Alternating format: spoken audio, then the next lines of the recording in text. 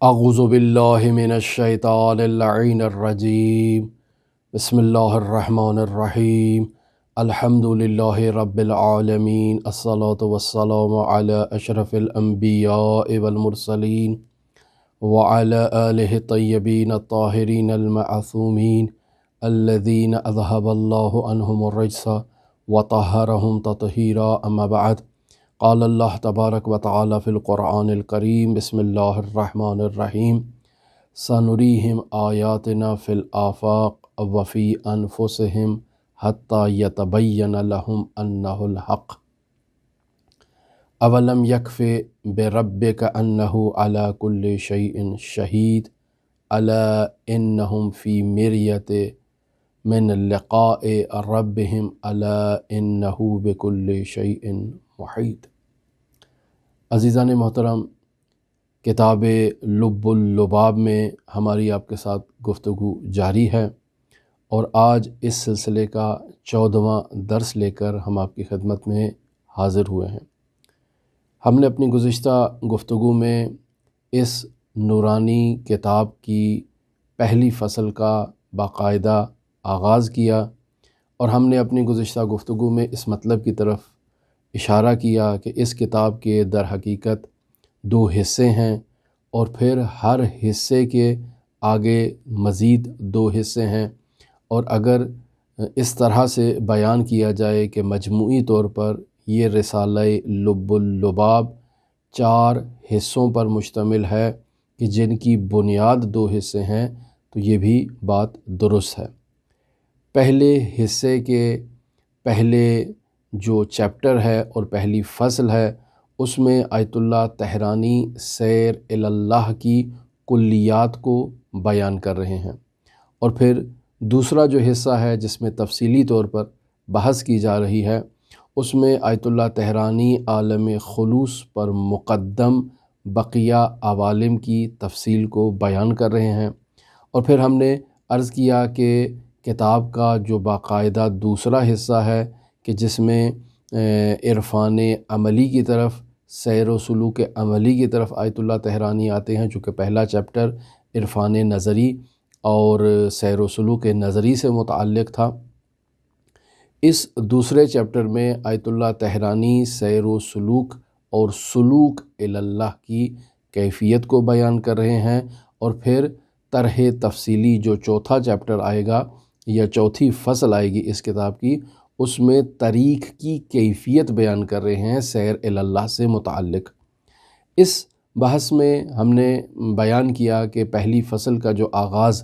آیت اللہ طحرانی طرح کلی سلوک اللہ کے عنوان سے بیان کر رہے ہیں، اس میں در واقع آیت اللہ طحرانی سیر و سلوک کی حقیقت کو بیان کرنا چاہتے ہیں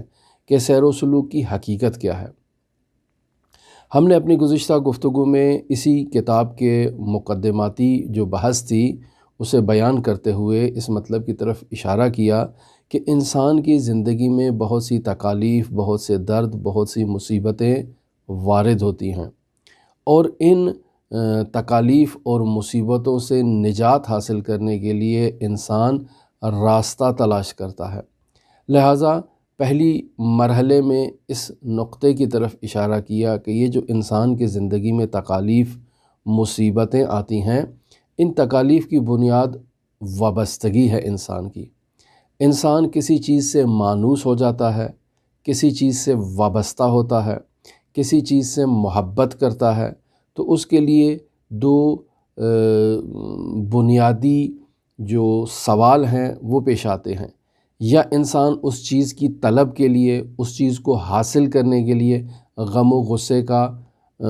شکار رہتا ہے اور غم و غصے میں مبتلا رہتا ہے، تغودو کرتا ہے کہ اس کی وہ محبوب چیز اسے مل جائے، اور جب وہ چیز اسے مل جاتی ہے تو پھر انسان میں جو غم و غصہ پایا جاتا ہے وہ اس چیز کے کھو جانے سے متعلق ہے۔ لہٰذا انسان پریشان رہتا ہے، اور اس چیز کی حفاظت کے لیے انسان جو ہے وہ اسباب فراہم کرتا ہے۔ کچھ ہم نے مثالیں بھی دیں آپ کی خدمت میں گزشتہ گفتگو میں کہ آپ اسے اپنی عملی زندگی میں خود بطور مثال ان مطالب کو تلاش کر سکتے ہیں اور ان تک پہنچ سکتے ہیں۔ ہم جو آپ کی خدمت میں آج جس مطلب کی طرف اشارہ کرنا چاہتے ہیں یہ در واقع اسی گزشتہ مطلب جس کا میں نے آپ کی خدمت میں خلاصہ ابھی پیش کیا، اسی خلاصے سے اور اسی مطلب سے ابھرتا ہے، اور در واقع یہ ایک سوال ہے کہ انسان اس عالم مادہ سے عالم معنی کی طرف، سیر و سلوک کی طرف رجحان کیوں پیدا کرتا ہے؟ کیا وجہ ہے بنیادی کہ انسان اس عالم مادہ سے اس کا دل اچاٹ ہو جاتا ہے اور عالم مادہ سے، عالم کثرت سے عالم معنی کی طرف اور ملکوت کی طرف اور سیر و سلوک کی طرف، عرفان عملی کی طرف انسان کے وجود میں ایک تڑپ ہوتی ہے، ایک احساس ہوتا ہے، ایک خواہش ہوتی ہے کہ انسان جو ہے وہ ان مادی مشکلات سے نجات حاصل کرے، اس عالم کثرت میں موجود مشکلات سے نجات حاصل کرے اور خداوند متعال کی لقاح میں اور خداوند متعال کے عشق میں اپنا وقت بسر کرے۔ اس سوال کا جواب تلاش کرنے کے لیے وہی جو گفتگو ہم نے آپ کی خدمت میں بیان کی ابھی بعنوان مقدمہ، اور گزشتہ روز بھی یہی گفتگو بعنوان مقدمہ بیان کی کہ انسان جب عالم مادہ اور عالم کثرت میں زندگی بسر کرتا ہے تو بہت ساری چیزوں سے وہ وابستہ ہو جاتا ہے۔ اب وابستگی کی بنیاد پر، محبت کی بنیاد پر، چاہت کی بنیاد پر وہ بہت ساری چیزوں کا خواہش مند ہوتا ہے اور ان کے حصول کے لیے پریشان رہتا ہے، مصیبتوں میں خود کو دھکیل دیتا ہے، مشکلات کا شکار رہتا ہے اور ذہنی طور پر ٹینشن میں مبتلا ہوتا ہے۔ اور اگر وہ چیز اسے مل جاتی ہے تو پھر اس چیز کی حفاظت کے لیے، اس چیز کے اپنے پاس استمرار رکھنے کے لیے اب اس کو ایک نئی مشکل اور ایک نئی پریشانی کا سامنا ہوتا ہے۔ میں نے گزشتہ درس میں مثالیں بھی آپ کی خدمت میں بیان کی۔ پھر ہم نے گزشتہ درس کے آخر میں اس نقطے کو بیان کیا کہ بس اوقات انسان جب عالم مادہ میں اور عالم کثرت میں باقاعدہ انٹینشنوں میں، مشکلات میں، پریشانیوں میں مبتلا ہوتا ہے تو اسی اثناء میں بس اوقات انسان کو ایک سکون ملتا ہے۔ یہ سکون جو انسان کو آتا ہے، اس سکون کی بنیادی وجہ ایک جذبہ الہی ہے جو اسے ان مادی غموں سے باہر نکالتا ہے۔ اس جذبہ الہی کو ہماری دینی اصطلاح میں نسیم الہی سے بھی تعبیر کیا گیا ہے۔ رسول خدا صلی اللہ علیہ وآلہ وسلم کا نورانی فرمان ذیشان آج ہم اپنی اس گفتگو کے ذیل میں جو بیان کریں گے اس میں اسی جذبے کو نسیم الہی کہا جاتا ہے۔ یہ جذبہ کیسا ہوتا ہے؟ مثلا انسان حضرت سید الشہداء علیہ آلاف و تحیت و ثنا کی زیارت کے لیے کربلا معلی چلا جاتا ہے۔ اب کربلا معلی جب انسان چلا جاتا ہے تو وہاں ان تمام مادی پریشانیوں سے، مادی مشکلات سے اور عالم کثرت سے وابستہ جتنی بھی تکالیف ہیں ان تکالیف سے آسودہ خاطر ہو کر حضرت سید الشہداء علیہ آلاف و تحیت و ثنا کی ذریعہ اطہر کو اپنی آغوش میں لیتا ہے اور حضرت سید الشہداء علیہ آلاف و تحیت و ثنا سے وصل ہو جاتا ہے۔ ایسی ہی ایک حالت انسان کے لیے مجالس عزا میں بھی پیش آتی ہے کہ انسان جب فرش عزا میں آتا ہے تو فرش عزا میں بیٹھ کر انسان ہر قسم کی تکالیف، ہر قسم کی پریشانیوں سے اور مشکلات سے آزاد ہو جاتا ہے اور خود کو حضرت سید الشہداء علیہ آلاف و تحیت و ثنا کے لیے خالص کر دیتا ہے اور گریہ و بکا کرتا ہے اور ہر قسم کی ٹینشن سے پاک و پاکیزہ ہو جاتا ہے۔ انسان مکہ مکرمہ جاتا ہے، خانہ کعبہ کی زیارت کرتا ہے، اس خانہ کعبہ کو اپنی آغوش میں لیتا ہے، حجر اسود کا بوسہ دیتا ہے، خانہ کعبہ کے گرد طواف کرتا ہے اور وہ تمام ملکوتی اعمال جسے حاجی وہاں پر انجام دیتے ہیں، جسے عمرہ کرنے والے زائرین وہاں پر انجام دیتے ہیں، یہ شخص ان اعمال کو انجام دیتے وقت اور اس ملکوتی فضا کی روحانیت کے باعث ہر قسم کے عالم کثرت کی ٹینشنوں سے، وابستگیوں سے، پریشانیوں سے باہر نکل آتا ہے۔ البتہ آپ نے ایسے افراد بھی مشاہدہ کیے ہوں گے اور یقیناً آپ اس کو دیکھیں گے کہ وہ افراد جو اس قدر عالم کثرت میں گرفتار ہوتے ہیں ان کا سفر کربلا بھی عالم کثرت کا مصداق ہوتا ہے، ان کا سفر عمرہ اور سفر حج بھی عالم کثرت کا مصداق ہوتا ہے۔ وہ وہاں کربلا کے اطراف میں حضرت سید الشہداء کی ذریعہ اطہر کو اپنی آغوش میں لینے کی بجائے، حضرت سید الشہداء سے گفتگو کرنے کی بجائے وہ مادی مسائل میں وہاں پر جو ہے وہ گھرے ہوتے ہیں۔ ایسے افراد ہماری مورد بحث اور مورد گفتگو نہیں ہیں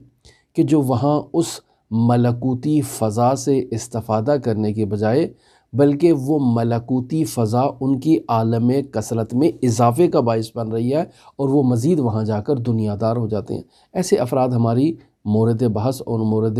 گفتگو نہیں ہے۔ یہ اس قدر مریض افراد ہیں کہ جن کی علاج کے لیے حضرت سید الشہداء علیہ آلاف و تحیت و ثنا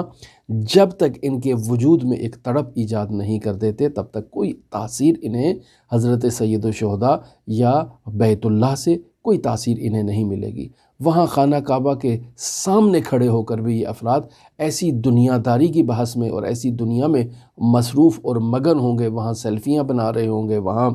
ویڈیو بنا رہے ہوں گے، اس کو اپلوڈ کر رہے ہوں گے، شیئر کر رہے ہوں گے اور پتہ نہیں کیا کچھ کر رہے ہوں گے کہ انہیں ذرہ بھر بھی احساس نہیں ہوگا یہ کس ملکوتی فضا میں آئے ہیں اور انہوں نے اس ملکوتی فضا سے اور اس ملکوتی ماحول سے کیسے استفادہ کرنا ہے۔ یہ افراد ہمارے ابھی مورد بحث اور مورد گفتگو نہیں ہیں۔ ہماری بحث و گفتگو ایسے افراد سے متعلق ہے جو عالم مادہ اور عالم کثرت میں مصیبتوں میں پریشانیوں میں مبتلا ہیں اور ان پریشانیوں میں ابتلا کے دوران انہیں ایک جذبہ اور ایک نسیم الہی ان کے شامل حال ہوتی ہے۔ یہ جذبہ اور یہ نسیم الہی کبھی کربلا کی صورت میں ہوتی ہے، کبھی مکہ مکرمہ اور مدینہ منورہ کی زیارت کی صورت میں ہوتی ہے، کبھی حضرت علی ابن موسیٰ الرضا علیہ آلاف و تحیت و ثنا کی زیارت کی صورت میں ہوتی ہے، کبھی لیلۃ القدر کے اعمال انجام دینے کی صورت میں ہوتی ہے اور وہاں یہ کیسے تڑپ رہے ہوتے ہیں اپنے معشوق سے لقاء کے لیے۔ کبھی یہ ان کے لیے یہ جذبہ حاصل ہوتا ہے حضرت سید الشہداء کی مجالس عزا اور فرش عزا میں بیٹھنے سے، عاشورہ میں ان کو یہ جذبہ حاصل ہوتا ہے۔ لہٰذا انسان کو یہ جو جذبے کی ایک خاص کیفیت اسے حاصل ہوتی ہے، اس کو کیا کہتے ہیں؟ اس جذبے کو ایک خاص معنوی کیفیت کو ایک خاص کشش کہا جاتا ہے کہ جو اس عالم مادہ سے عالم معنی کی طرف، عالم کثرت سے عالم معنی کی طرف انسان کے لیے پیش آتی ہے اور انسان اس جذبے کو جو انسان کے اندر وجود میں آ رہا ہے یہ اس کا ایک فطری عمل ہے۔ یعنی ایسا نہیں ہے کہ بعض افراد کی فطرت جو ہے وہ اس جذبے سے خالی ہو، نہیں، ہر انسان کے وجود میں کبھی نہ کبھی یہ جذبہ اس کے لیے ضرور رونما ہوتا ہے۔ وہ عالم کثرت میں مبتلا ہوتا ہے، عالم کثرت کی گرفتاریوں میں، مشکلات میں، پریشانیوں میں گھرا ہوتا ہے کہ اس کے وجود میں ایک جذبہ آتا ہے جو اسے اس عالم کثرت سے کھینچ کے عالم معنی اور عالم ملکوت کی طرف متوجہ کرتا ہے اور انسان زار و قطار روتا ہے اور اس بات کی طرف متوجہ ہوتا ہے کہ میں کہاں پہ ہوں، میں کیا کر رہا ہوں، یہ ساری جو تغودو ہے اور یہ ساری جو باغ دوڑ ہے یہ کس کے لیے ہے۔ انسان جب ایک لمحے کے لیے، ایک لحظے کے لیے اس چیز کی طرف متوجہ ہوتا ہے جو انسان کو اس عالم کثرت سے عالم معنی، عالم ملکوت اور عالم بقا کی طرف متوجہ کر رہی ہے، تو اب انسان کے لیے جب یہ کیفیت حاصل ہوتی ہے تو انسان اس کیفیت میں باقی رہنے کی خواہش کرتا ہے۔ یہ جذبہ انسان کے لیے جو حاصل ہوتا ہے یہ کسی وقت بھی حاصل ہو سکتا ہے، لیکن اہمیت یہ رکھتا ہے کہ انسان اسی جذبے کو اپنے وجود میں محفوظ کر لے، سیو کر لے۔ اسے سیو کرنا، اسے محفوظ کرنا، اس کی حفاظت کرنا اس کے حصول سے زیادہ دشوار ہوتا ہے۔ یعنی انسان عالم کثرت میں گرفتار ہے، اچانک اس کے لیے ایک نسیم الہی اسے اس عالم کثرت سے عالم ملکوت کی طرف متوجہ کرتی ہے، انسان زار و قطار روتا ہے، اپنی حقیقت کی طرف آ جاتا ہے، پھر اب اس کی حفاظت کرنا یہ زیادہ دشوار ہے۔ بس اوقات آپ نے دیکھا ہوگا انسان مجالس عزا میں آتے ہیں، حضرت سید الشہداء کے لیے ایسے بلک بلک کے تڑپ تڑپ کے گریا کرتے ہیں، لیکن جیسے ہی وہ مجلس عزا سے باہر نکلتے ہیں دوبارہ وہی عالم کثرت ہے، دوبارہ وہی عالم مادہ ہے، ذرہ بھر بھی حضرت سید الشہداء علیہ آلاف و تحیت و ثناء کی سیرت و تعلیمات سے ان کے وجود میں کوئی مہک، کوئی جھلک، کوئی چیز نہیں پائی جاتی ہے۔ کیوں؟ چونکہ وہ ایک حالت تھی، وہ ایک کیفیت تھی جو ان مجالس عزا میں ان انسانوں کے لیے طاری ہوئی ہے، اور اب اس کی حفاظت کرنا اس شخص کی ذمہ داری ہے، جبکہ اس نے اسی مجلس عزا میں اسی کیفیت کو وہیں پہ خیر آباد کیا اور دوبارہ پھر اپنی دنیا کی طرف مگن ہو گیا۔ لیکن ایسے میں یہ جو فطری غریزہ اور فطری جذبہ انسان کے اندر بیدار ہوتا ہے، بعض انسان ایسے ہیں جو اس کی حفاظت کے لیے جدوجہد کرتے ہیں، تغودو کرتے ہیں، ان میں یہ تڑپ ہوتی ہے کہ یہ جو مجلس عزا میں یہ جو ایک خاص معنوی اور ملکوتی کیفیت ان کے وجود میں آئی ہے، یہ اس کو اپنی آخری زندگی تک محفوظ رکھیں، استمرار کریں، اس کی حفاظت کریں، اور زیادہ سے زیادہ اس کو اپنے وجود میں پروبال دیں، بڑھائیں اور اس کی پرورش کریں تاکہ یہ چیز اس کے اندر، انسان کے اندر زیادہ ہو۔ اسی چیز کا نام اصطلاح میں سیر و سلوک ہے، اسے عرفان عملی کی اصطلاح میں اسے سیر و سلوک کہا جاتا ہے، کہ انسان اس عالم کثرت سے عالم معنی اور عالم ملکوت کی طرف متوجہ ہو، اسے جذبہ الہی حاصل ہو، اور وہ اسی جذبہ الہی کو اور اسی نسیم الہی جو اس کے وجود میں ایجاد ہوئی ہے اس کی پرورش دے، اور اس کے ذریعے سے انسان جو ہے وہ عوالم کی سیر کرے اور آگے کے مراحل کو طے کرے۔ آیت اللہ تہرانی اپنی اس نورانی کتاب کے آغاز میں اور اس فصل کے آغاز میں باقاعدہ اسی بحث کا جو ہے وہ آغاز کرنا چاہ رہے ہیں، اور جن نورانی آیات کا آیت اللہ تہرانی نے جو ہے وہ انتخاب کیا ہے اپنی بحث سے متعلق، ہم آیت اللہ تہرانی کی اس کتاب کو آپ کی خدمت میں چونکہ بیان کر رہے ہیں، اور بنا نہیں ہے کہ میں اضافی مطالب آپ کی خدمت میں پیش کر کے آپ کو بور کروں یا آپ کو جو ہے وہ ایک دوسری طرف متوجہ کرتا چلوں، میں اس کتاب کو آپ کی خدمت میں بیان کرتا ہوں تاکہ دیکھیں کہ یہ جو آیت اللہ تہرانی نے مطالب اپنے اساتید سے نقل کیے ہیں، وہ آیت اللہ علی قاضی طباطبائی سے، پھر آیت اللہ علامہ محمد حسین طباطبائی سے، اور پھر اس کے بعد آیت اللہ محمد حسین حسینی طہرانی سے، اور پھر اب میں آپ کی خدمت میں ان مطالب کو نقل کر رہا ہوں، تو در واقع یہ ہمارے اسلاف اور ہمارے بزرگان کے مطالب ہیں جنہیں آج ہم اس دسترخوان پر بیٹھ کر، اس معنوی اور ملکوتی دسترخوان پر بیٹھ کر استفادہ کرنا چاہتے ہیں۔ لہٰذا آپ دیکھیں باقاعدہ آیت اللہ تہرانی نے جن آیات کا استفادہ کیا ہے، جن آیات کو استخراج کیا ہے، میں ان آیات کو آپ کی خدمت میں اسی کتاب سے، جنہیں ہم نے سرنامہ کلام بھی قرار دیا، باقاعدہ انہیں آپ کی خدمت میں پیش کرتا ہوں۔ سورہ فصلت، سورہ سجدہ، حامیم سجدہ، اس سے آیت نمبر 53 اور 54، باقاعدہ سورہ نمبر 41 ہے قرآن مجید کا، اس میں باقاعدہ آیت اللہ تہرانی انہی مطالب سے کتاب کا آغاز کر رہے ہیں، اور میں آپ کی خدمت میں اس فصل کا باقاعدہ آغاز کرنا چاہتا ہوں آج۔ آپ توجہ فرمائیں، اور ہم نے بارہا اس مطلب کی طرف اشارہ کیا کہ ہماری اسی گفتگو کے ڈسکرپشن میں باقاعدہ ایک لنک موجود ہے جو آیت اللہ تہرانی کی سائٹ کا ہے۔ آپ اس لنک کو جب کھولیں گے تو آخری کتاب جو ان کے آثار میں موجود ہے وہ یہی رسالہ لب اللباب ہے۔ آپ اس کتاب کو وہاں سے کھولیں اور اس کا پیج نمبر 23 آپ وہاں سے کھولیں اور ہمارے ساتھ اس بحث کو وہاں پر توجہ فرمائیں۔ هو العزیز سے باقاعدہ اس فصل کا آغاز ہو رہا ہے اور فرما رہے ہیں کہ رسالہ لب اللباب در سیر و سلوک اولی الالباب،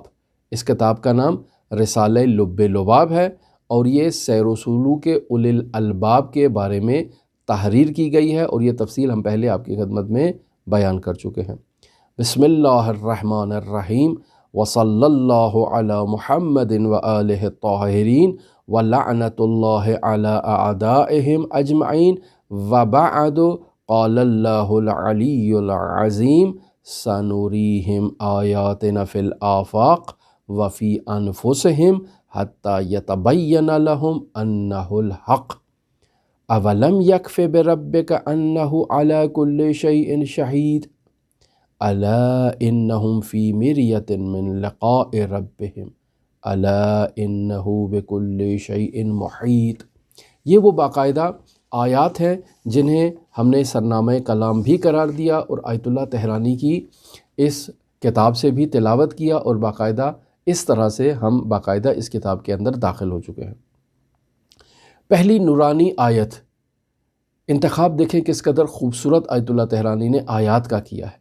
ان آیات کا انتخاب کیا ہے جو انسان کو اسی عالم مادہ سے اسی عالم ملکوت کی طرف اور عالم معنی کی طرف متوجہ کروا رہی ہیں، اسی جذبہ الہی کی طرف اور نسیم الہی کی طرف متوجہ کرا رہی ہیں کہ خداوند متعال ہی ہے کہ جو انسان کے اندر ایک جذبے کو ایجاد کرتا ہے، اسے اپنی نشانیاں دکھاتا ہے، اور پھر ان نشانیوں کے ذریعے سے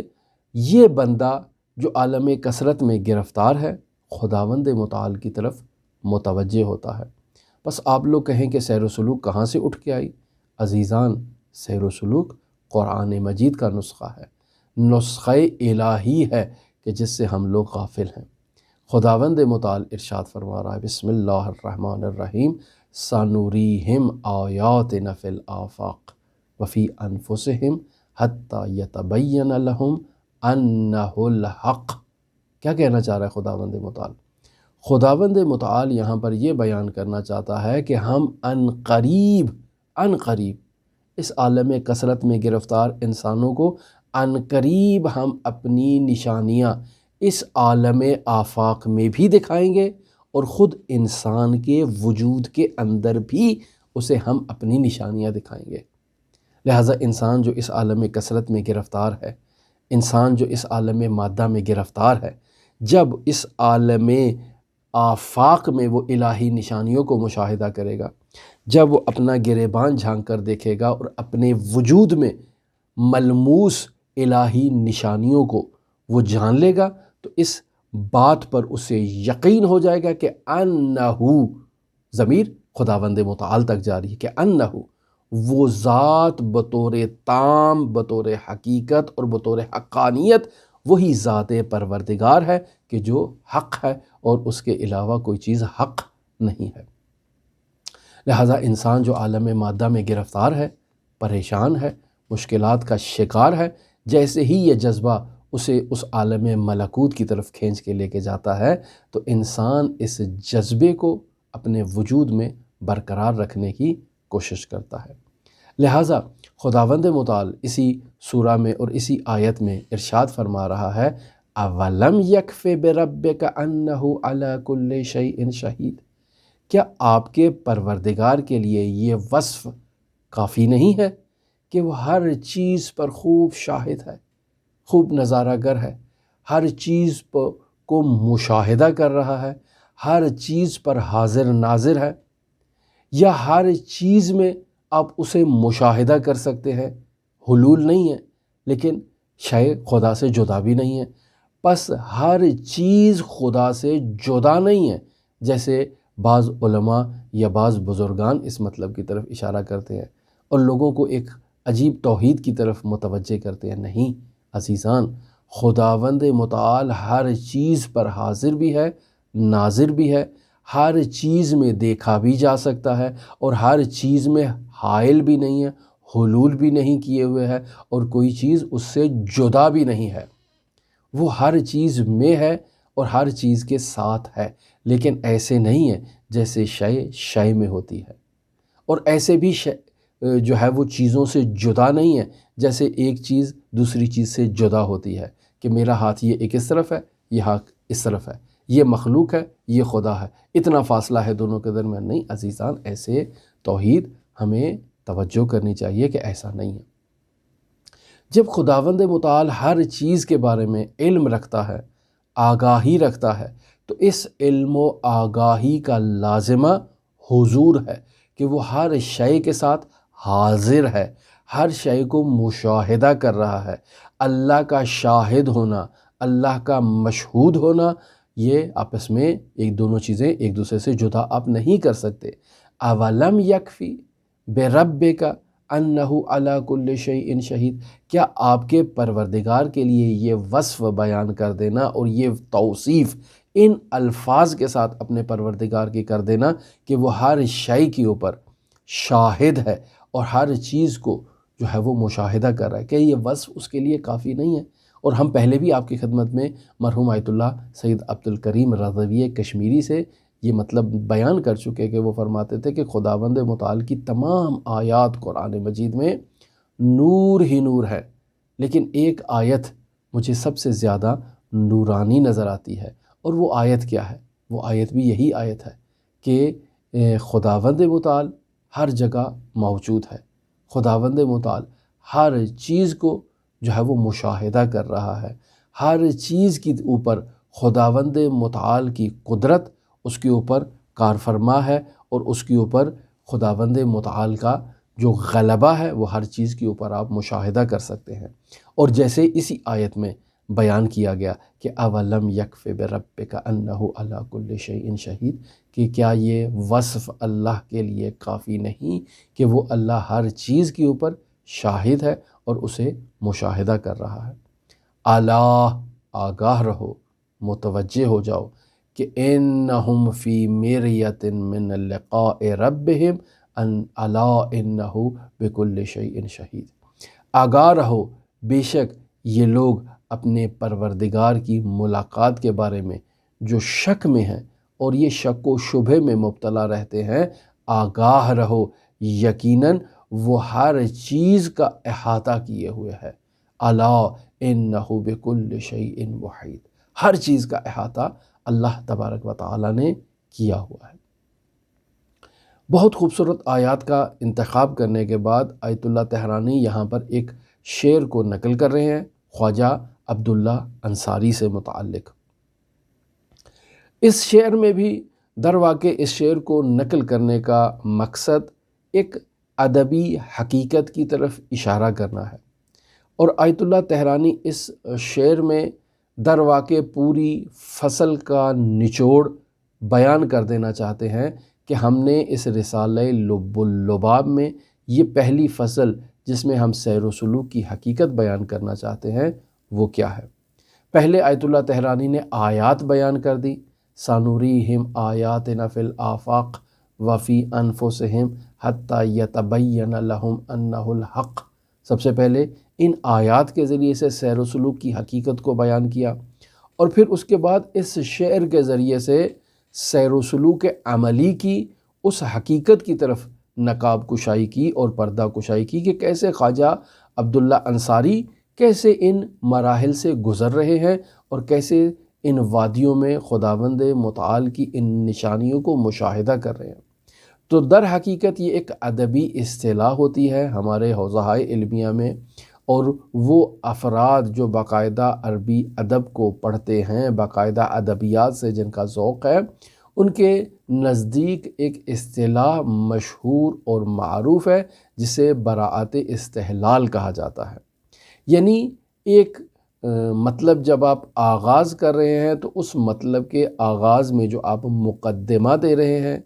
جو آپ ابتدائی گفتگو کر رہے ہیں، ان ابتدائی کلمات میں آپ اس تمام فصل کا اور تمام گفتگو کا نچوڑ اور خلاصہ پیش کر دیں۔ جیسے یہ جو آرٹیکل لکھے جاتے ہیں، یہ جو مضامین باقاعدہ ایک فنی اعتبار سے لکھے جاتے ہیں، ان مضامین میں مقدمے سے پہلے ایک مطلب دیا جاتا ہے جسے فارسی زبان میں چکیدہ کہا جاتا ہے، اور ہم اسے خلاصہ کہہ سکتے ہیں کہ اس مضمون کا خلاصہ کیا ہے۔ اس کے باقاعدہ ایک فنی اصطلاحات ہیں کہ کتنے کلمات پر مشتمل ہونا چاہیے، کتنی لائنوں پر مشتمل ہونا چاہیے، وہ ایک خاص فن ہے۔ اس خلاصے میں اور اس چکیدے میں تمام جو مضمون ہے اس کا خلاصہ درج ہوتا ہے، اس میں پیراگراف بھی نہیں ہوتے ہیں۔ تو یہ آیت اللہ تہرانی در واقع اس تمام فصل کا نچوڑ بطور براءت استحلال اس شعر کی صورت میں اور اس آیت کی صورت میں لے کر آئے ہیں تاکہ ہمیں بیان کیا جائے کہ سیر و سلوک کی حقیقت کیا ہے۔ آیت اللہ تہرانی جو یہ شعر نقل کر رہے ہیں خواجہ انصاری سے متعلق، میں اس شعر کی وضاحت آپ کی خدمت میں پیش نہیں کروں گا، اور آگے بھی جتنے اشعار اس کتاب میں بیان ہوں گے میں ان اشعار کی وضاحت پیش نہیں کروں گا۔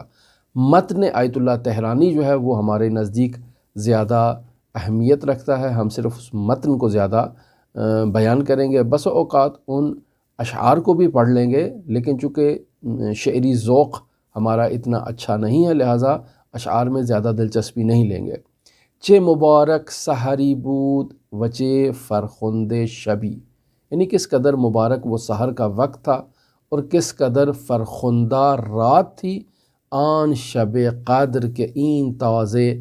براعتم دادن، بی خود از شعشع پرتوی ذاتم کردن، باد از جام تجلی صفاتم دادن۔ خوب، اس شعر کے اندر در حقیقت خواجہ عبداللہ انصاری سیر و سلوک کی حقیقت کو بیان کر رہے ہیں کہ جو سیر انفسی ہے، یعنی انسان اپنے نفس میں باقاعدہ طور پر سیر کرتا ہے اور خداوند متعال کی نشانیوں کو، جنہیں الہی نشانیاں کہا جاتا ہے، انسان اپنے وجود میں انہیں تلاش کرتا ہے، کہ جسے ہماری دینی اصطلاحات میں معرفت نفس کہا گیا ہے، اور پھر معرفت نفس کو زینہ قرار دیا گیا ہے معرفت باری تعالیٰ کا۔ من عرف نفسہ فقد عرف ربہ، جس نے اپنے نفس کو پہچان لیا اس نے اپنے پروردگار کو پہچان لیا۔ یہ سیر جو انسان انجام دیتا ہے، یہ سیر دو طرح کی ہوتی ہے۔ ایک سیر آفاقی ہے، جسے ہم نے آیت کی روشنی میں بیان کیا کہ سنوریہم آیاتنا فی الآفاق۔ یہ سیر آفاقی ہے کہ انسان اس عالم میں باقاعدہ سیر کر رہا ہے اور وہاں پر خداوند متعال کی نشانیوں کو مشاہدہ کر رہا ہے۔ ہر چیز میں خدا کی تجلی، ہر چیز میں خدا کی نشانی، خدا کے اثر اور خدا کے جو قدرت ہے اس کو انسان مشاہدہ کرتا ہے۔ وفی انفسہم، پھر انسان اپنے وجود میں خداوند متعال کی نشانیوں کو تلاش کرتا ہے۔ ومن عرف نفسہ فقد عرف ربہ، انسان اپنی معرفت کر لیتا ہے اور اپنی معرفت کے ذریعے سے انسان اپنے باری تعالیٰ اور اپنے رب کی طرف متوجہ ہو جاتا ہے۔ لہٰذا بی خود از شعشع پرتوی ذاتم کردن، یہاں آیت اللہ تہرانی خواجہ عبداللہ انصاری سے فنا کے مراحل کو نقل کر رہے ہیں کہ بی خود، یعنی بی خود از شعشع پرتوی ذاتم کردن، یعنی مجھے فنا کی طرف جو ہے نا وہ منتقل کر دیا گیا۔ بعد از جام تجلی، یہ جو بعد از جام تجلی یہاں ذکر ہوا ہے، یہاں تجلیات ذاتی ہیں خداوند متعال کی، تجلیات صفاتی ہیں جو خواجہ عبداللہ انصاری کے لیے اس عالم فنا میں اور اس بے خودی از شعشع وجود کے باعث ان کے لیے رونما ہوتی ہیں۔ اور ہم نے بنا کی آپ کی خدمت میں کہ ہم اس اشعار کی زیادہ وضاحت پیش نہیں کریں گے۔ میں عین عبارت آیت اللہ تہرانی کی آپ کی خدمت میں آج نقل کرنا چاہتا تھا، لیکن پھر ہمارے درس کا وقت بہت زیادہ ہو چکا ہے، اور پھر وہ افراد کے جو دلچسپی رکھتے ہیں اور پھر وقت زیادہ ہونے کے باعث ان کے لیے مشکلات ہوتی ہیں، تو ہمیں ان کا بھی تھوڑا بہت خیال رکھنا پڑتا ہے۔ ہم اپنی گفتگو کو خاتم بالخیر یہیں پر دیتے ہیں، اسی شعر خواجہ عبداللہ انصاری کے ساتھ، اور انشاءاللہ کل ہم اپنی گفتگو میں باقاعدہ اس کتاب کے اس پہلے چیپٹر کی پہلی فصل کے جو پہلا صفحہ ہے اس کی قراءت کریں گے، عبارت فارسی پڑھیں گے اور بیان کریں گے کہ آیت اللہ تہرانی یہاں پر کیا بیان کرنا چاہتے ہیں۔ ایک اور مطلب جو میں اپنی گفتگو کے آخر میں آپ کی خدمت میں بیان کر دینا چاہتا ہوں وہ یہ ہے کہ ہماری بہت کوشش ہوتی ہے کہ ہم ہر روز آپ کی خدمت میں ایک درس لے کر آئیں، لیکن ہمارے جو مسائل ہیں، جو مشکلات ہیں، آپ لوگ ان سے بخوبی بعض لوگ آگاہ ہوں گے، بعض لوگ ممکن ہے آگاہ نہ ہوں، تو میں آپ کی خدمت میں بیان کرتا چلوں کہ ایک درس کو بنانا، اس کی تیاری کرنا، اس کی ریکارڈنگ کرنا، اس کو مختلف مراحل سے گزارنا، اپلوڈ کرنا، یہ مختلف مراحل ہوتے ہیں۔ آسان مراحل جہاں تک بندہ حقیر کو آتے تھے اور جتنا میرے لیے مقدور تھا، آسان تھا، وہ میں آپ کی خدمت میں خدمت کرتا رہا اور اسے پہنچاتا رہا۔